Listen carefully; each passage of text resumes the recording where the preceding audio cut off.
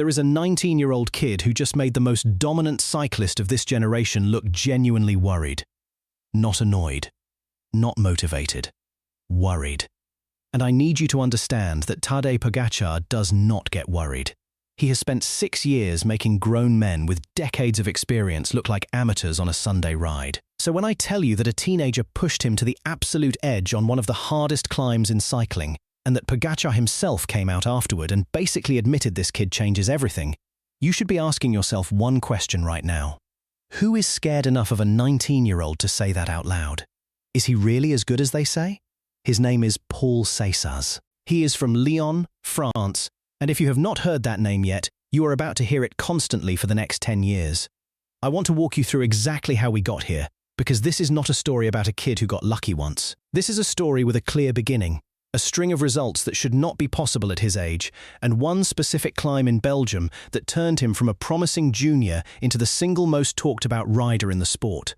And by the end of this video, you are going to understand exactly why people inside professional cycling are using the word fear when they talk about him. Seixas turned professional in 2025 straight out of the junior ranks, which almost never happens at the World Tour level. Teams usually want to see a rider spend a year or two in a development squad first, learning how brutal the senior peloton actually is before throwing them into real racing. Decathlon CMA CGM skipped that step entirely. And in his very first professional season, Seixas went out and won the Tour de l'Avenir, which is essentially the unofficial Tour de France for riders under 23. He also picked up a bronze medal at the European Championships and turned in performances at the World Championships and Il Lombardia that made experienced directors start paying very close attention. That alone would be a strong debut season for most riders. For Seixas, it turned out to be the warm-up. Then 2026 happened, and this is where things stopped being promising and started being alarming for everyone else in the peloton. Keep watching cause, this is something you have never seen before. He opened the season with a stage win at the Volta ao Algarve. Then came a crushing victory at the Fornardèche Classic.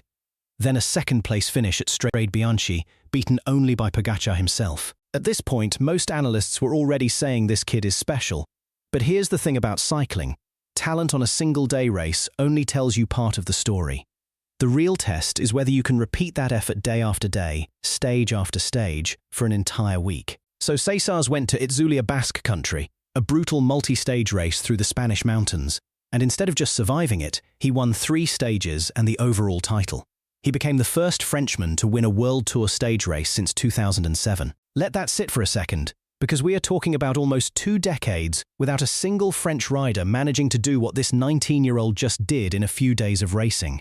And I want to pause here, because this is exactly the part where most riders would start believing the hype a little too much, where the pressure of being called the next big thing usually starts to crack people.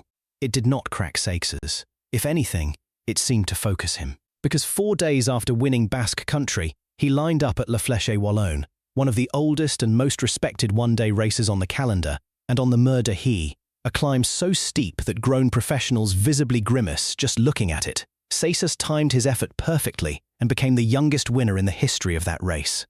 Not the youngest winner in years, the youngest ever. We are talking about a race that has existed since 1936.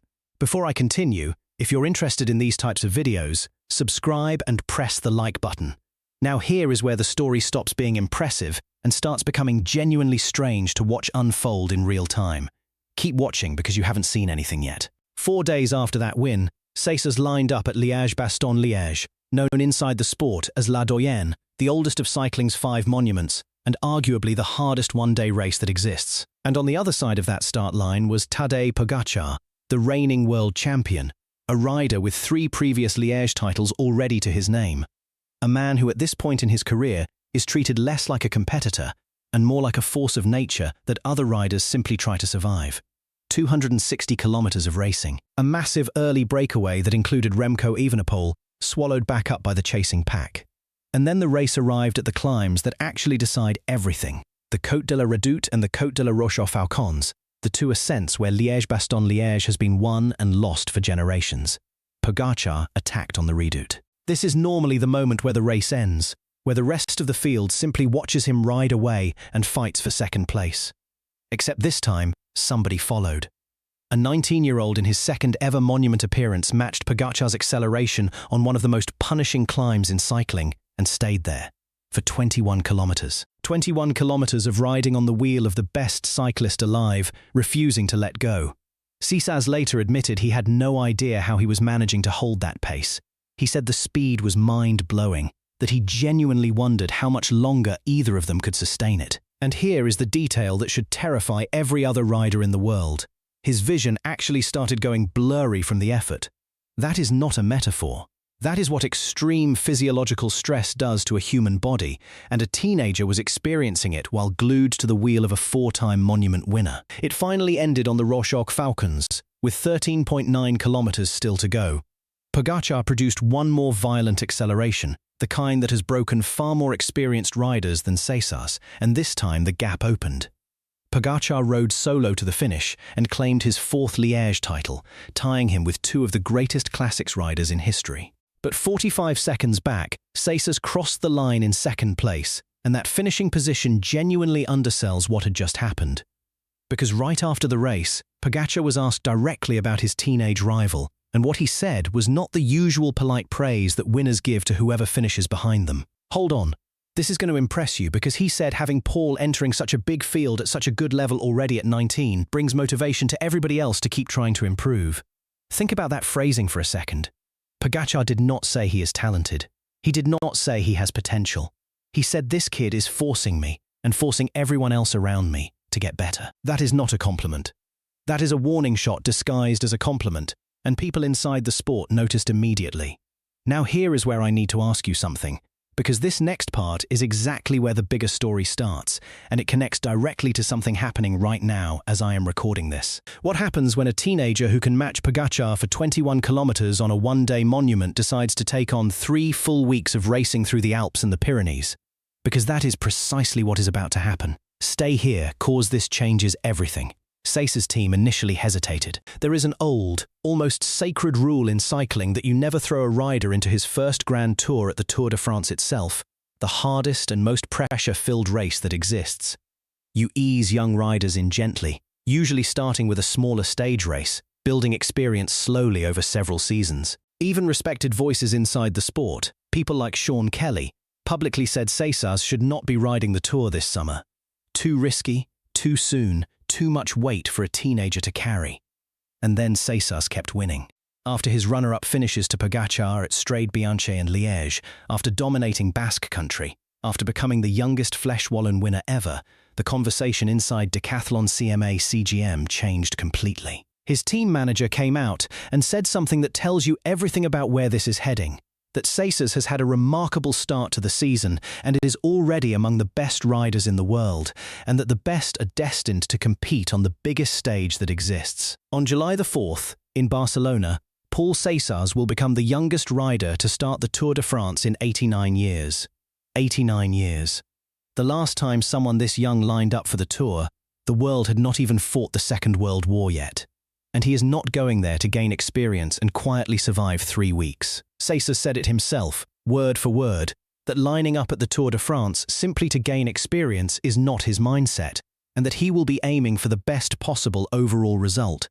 So how is he preparing for this? Because the answer to that question is honestly one of the more unsettling parts of this entire story. He went straight from racing into a 16-day altitude training camp in the Sierra Nevada mountains in Spain, accumulating roughly 48,000 meters of climbing, across 63 hours of riding, covering nearly 2,000 kilometers. To put that elevation number into perspective, that is essentially the same total climbing you would experience across an entire 3-week Grand Tour, compressed into 16 days, purely as preparation. Then he came down from that camp and immediately went to recon the Pyrenean stages of this year's Tour, including the Col du Tourmalet, one of the most mythical and feared climbs in the entire sport.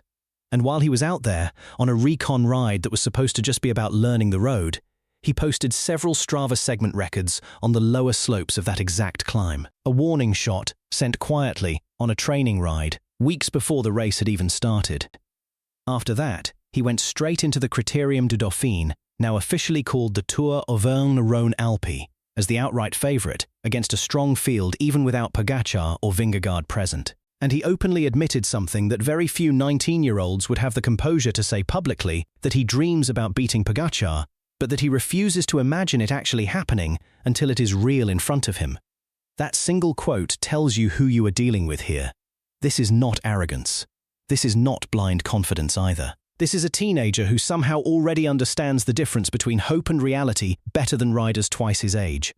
So here is where I leave you, because I genuinely do not think anyone, including the people inside the sport, knows what happens next. Keep watching, because what I'm going to tell you now is something really interesting. We have a 19-year-old who matched the most dominant rider in cycling for 21 kilometers on a monument climb. We have a kid who trained through an altitude block equivalent to an entire Grand Tour in just 16 days. We have Pogačar himself, on record, calling this rider a source of pressure on everyone around him. And in a matter of days, this same kid lines up in Barcelona for his first ever 3-week Grand Tour at the Tour de France against Pogačar, against Vingegaard, against Evenepoel, with absolutely no intention of just gaining experience. I genuinely do not know if his body can hold up to 21 straight days of racing at that intensity. Nobody does, because nobody his age has ever really tried it under this much pressure before. But if the last 6 months are anything close to a pattern, I would not bet against him, surprising every single person watching.